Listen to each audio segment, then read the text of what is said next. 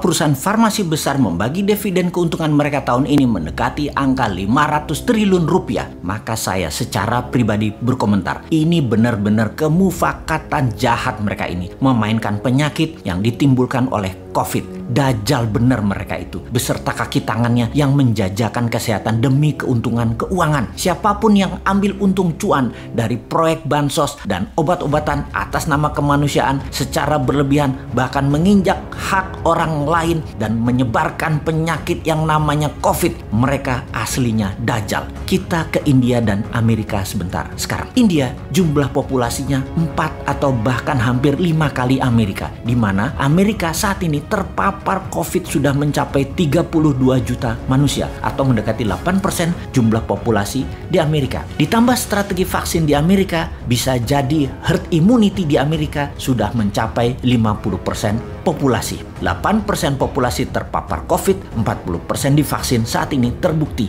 data terpapar COVID melandai turun tajam di Amerika saat ini. Di India, kalau 8% populasinya adalah 100 juta manusia, akankah terpapar sampai 100 juta manusia di India? Akankah hal ini akan terjadi di India? Hingga hari ini yang terpapar sudah mendekati angka 30 juta. India darurat dan dunia tegang. Berita tentang India terus diputar di mana-mana. Kemudian Turki mulai diberitakan hal yang buruk. Jepang serta Malaysia mulai disebar berita negatif.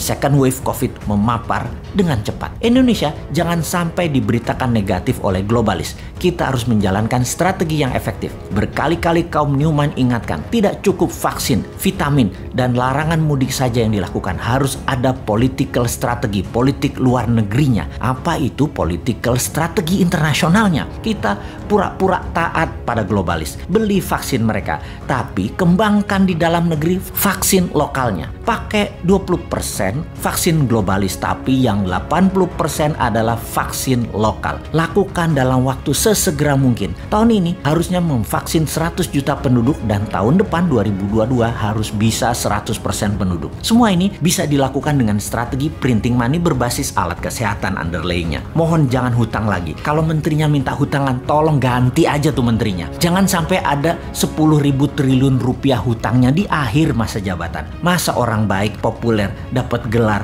raja hutang sih? Janganlah. Menteri yang baik, pendukung kerja beliau menyarankan hutang, janganlah. Stop berhutang. Oke deh, kalau memang bisanya ngutang, nggak bisa buat uang, ya mbok ngaku saja. Kita bantu deh mengatasi ekonomi dan COVID. Untuk hal ini, New Mind setuju. Lebaran dengan Zoom dan video call. Kali ini kami setuju, tapi tidak tahun depan. Tahun lalu kami sudah setuju. Karena tidak perform dengan baik tahun ini, kami masih sabar. Kami sebagian aja yang pulang kampung, tidak pulang mudik. Benar, untuk memutus mata rantai COVID yang terbaik adalah batasi pergerakan manusia. Jadi kaum New Mind mendukung tahun ini tidak mudik, tidak pulang kampung, dan tidak berwisata hingga akhir bulan Mei 2021. Kami dukung Lebaran sekali lagi dengan Zoom, dengan video call, tidak apa-apa. Lebaran tidak mudik, tidak apa-apa. Asal jangan Lebaran tidak bersama mudik. Bener deh, tanpa mudik dunia hampa. Dengan mendukung tidak mudik, kami minta syarat tapi, yaitu untuk menggratiskan Genos tes COVID yang lokasinya ada di setiap publik area terdekat, dan Satgas COVID yang tegas yang selalu mencek gadget setiap orang di mana setiap hari. Yang belum tes Genos